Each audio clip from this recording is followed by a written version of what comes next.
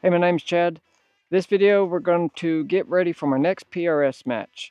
So I want to make sure that I've got good current info on the speeds on the Hornady 108s that I've been using and having pretty good luck with. We're getting into some cooler temperatures, so I want to make sure my velocity is going to be fairly accurate for what I input into my Kestrel. And then I picked up some of this Norma. It's loaded with a 107 Sierra Match King. So it should be a decent round. I want to have some data on this to be able to use as a backup. So right now I've got my target set up at 100 yards. We're just going to shoot on some paper with a couple groups and get our speeds and see which one's grouping.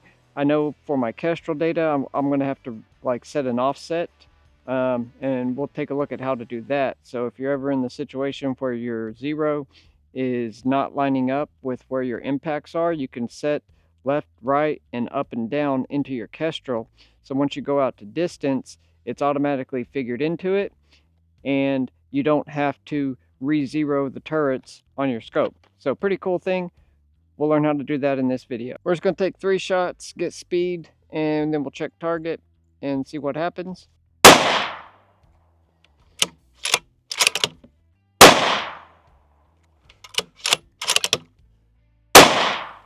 And those Normas were at the bottom right side dot. This one will go for the bottom left side. I think I pulled that one a little. Okay, so this was the Norma. Slightly larger group, but I mean, not too much difference. I can set that offset in the Kestrel.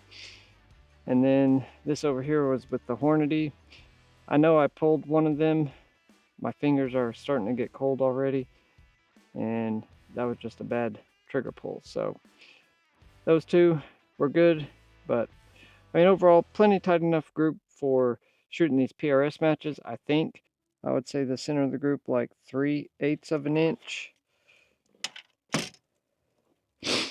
So what you can do from the main screen here, you want to go down to gun, and I have this selected for this 107 Norma ammo that I've got. I changed the muzzle velocity to the 3049, and then what you want to go down here to where it says 0 height and 0 offset. So the offset is going to be your left and right. You can give it a plus or a minus number, and that would just be minus would be to the left and plus would be to the right. Like I said, I'm going to leave that windage, but I'm going to say it's low in inches. 3 divided by 8 is about 0.375. We'll just run this down to about 0.37. So we ran that there. So our zero height is now negative 0.37. That should put us pretty close. Okay, let's talk about some things inside here.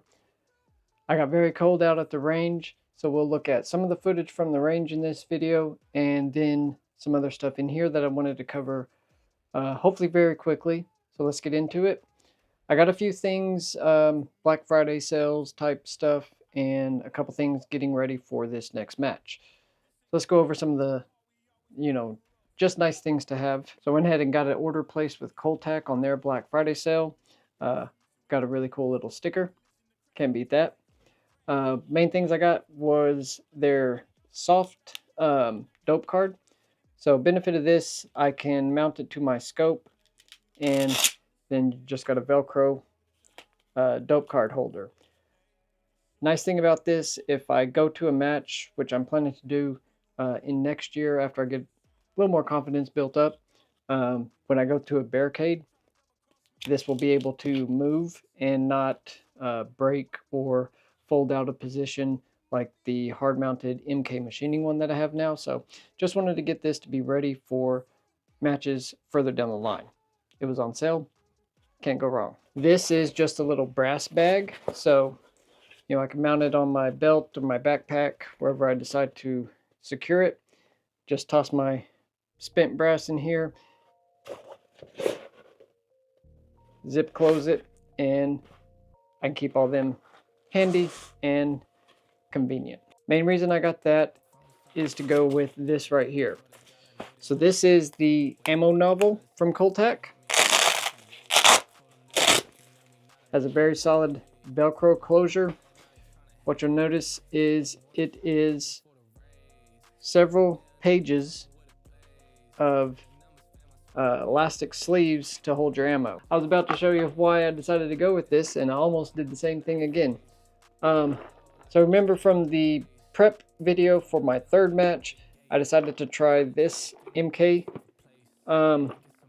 So this actually, exactly like this is what happened. I was getting ready for one stage, and I set the door closed like this, and the latches appeared to be closed. Then I went to get ready to move to the next position, grabbed the handle, lifted up, and boom, everything dumped out.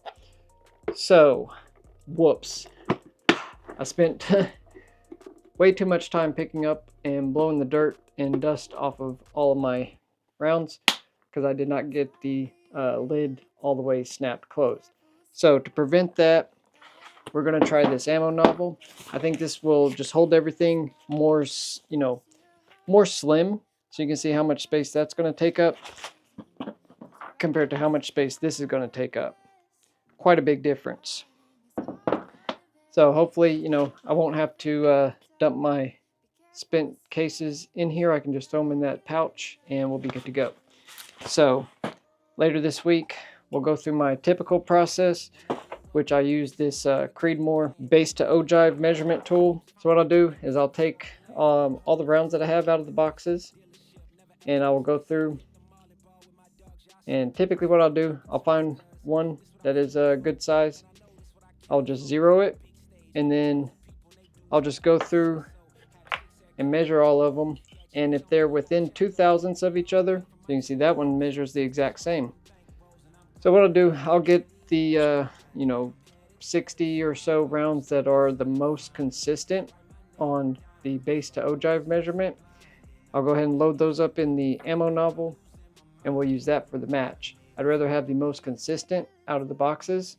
Anything that's 3, 4, 5/1000ths difference, whether longer or shorter, set those aside, use those for practice, and just have the most consistent rounds to use in the match. Next thing that I got from Cole Tac is an accessory for my tripod. So this is just a sling. So it has a holder here to keep all the legs together. But I got this set up so I can throw it over my shoulder, have my hands free to move on to the next stage, wherever I need to go. I like the idea of it, so we'll see how this goes. I tried getting their leggings, so they've got some stuff that'll give you like some molly panels on each of the legs and then a platform in the middle. My Fat Boy has 42.5mm legs, so they would not work. So went ahead and canceled that part of the order. They do say there's a new version coming out, hopefully soon, maybe by the end of the year, so we'll keep an eye out for that. If they do come out with it, I'll be one of the first, hopefully, to get a hold of it and test it out, show it off, let everybody get a look at it. But I went ahead and got their water bottle holder. Probably not going to need it here in the winter, but going into next spring and summer, I will want to have water close by, and at these bigger matches that tripod's going to be more used, I want to have that all set up, ready to go. Figured I'd go ahead and get it on Black Friday. Next thing I got in that's kind of cool. So this is a bore guide from Lucas, and this is made for, my action and cartridge. So it's cut for the cleaning rod that I have, the action that I'm using, and as you can see here, it's got the port so that you can get started in and go ahead and lube your patch, keep it all enclosed, and then that'll seal up and keep you going straight all the way through while you're cleaning your action. So that's kind of my next big project. I hear so many different opinions on clean your barrel, don't clean your barrel, clean your barrel, don't clean your barrel. I don't know what's right. So far I'm not noticing any accuracy issues. So I haven't done a real solid deep clean yet, but going through the winter, I'm sure there's going to be some cold weekends where I'm not going to want to go out to my range. So I've got everything prepped. I've got some Vortex chemicals. I've got the Modern Sport Spartan Systems stuff. So I've got a few different things to try. We'll do a couple tests, see if I can determine which one is better for me and my application, and I'll share that with you guys. Let me know if you want to reach out to him. I will get you his email, and he'll get you all the information you need to give one of these a try. Or just wait till later, and we'll test it out, see how good it actually is, and then make your decision. But the general consensus is that is one of the best bore guides on the market. So I just figured I'd go straight to one of the better ones instead of messing around with any of the cheaper flimsy ones. I solded up a couple rounds of the 108 Hornadies and tried to get the spinner to spin. We'll use this bore guide.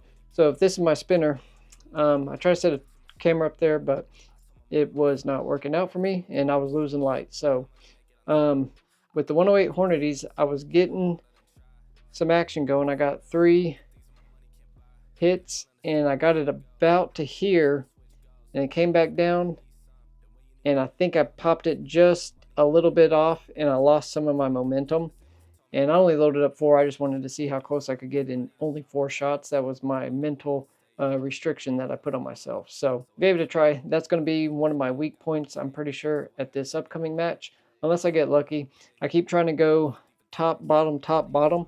I think at the match, I'm going to just focus at the bottom target and just keep hammering on that one and not spend time moving up and down.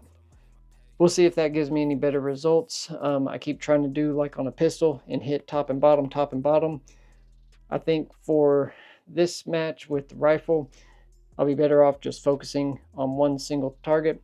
I'll decide which one I want to do, either the top or the bottom, but once I start on one, I'm just going to stay there and just keep hammering it until I can get her to spin. So I think so far that's all the kind of new stuff I got going into this next match. Main thing is I just want to be a little bit mentally prepared. I want to make sure I've got my gun clean, ready to go. I'll get all the bolt lubed and ready later this week. Get all my ammo sorted and we'll be good to go. Don't forget to like this video, subscribe down below. You really want to follow along as I get further into this PRS stuff. I keep getting new fun things to show off, and if you see anything that I didn't cover very well, please drop it in the comments. Let me know. I'll make sure and give you a better look at it or explain it better in a comment reply. I have noticed that I have missed some comments, like I did not get notifications from YouTube. So if you commented something to me and I did not reply, please let me know. I will try. I'm trying to get back to every single comment, even the mean, bad comments. I try to at least wish them a good day. Try not to spread negativity online. So I like to mess with people that leave unpleasant comments and say, hey, thank you, I hope you have a great day. Really messes with their head sometimes. So if I haven't replied to a comment, please leave me another comment here on this video. I'll make sure and get a response to you. I'm sorry if I missed any. Sometimes I'm seeing that I don't get notifications on every comment. I think that'll do it for this one. Make sure you stay tuned. We're going to be at the match this Sunday, and then we'll have a review video afterwards. I think I've got a cool idea to show off the area of the match better. I'm going to try and fly my drone from the starting positions out to the target so you can see kind of what I'm looking at as I'm looking through the scope, and follow them down to each of the targets. And we'll see how that works out when I do my kind of review video after the match and talk about how good or bad I did. We don't know yet. I'm hoping I do good, but I might do terrible. Can't predict the future, but we're going to get out there, give it our best shot, have fun. That's all you can really ask for anymore these days. So I thank you very much for watching my video. I really appreciate every single one of you. I hope you have a great rest of your day and a wonderful weekend. We'll see you on the next one. Bye.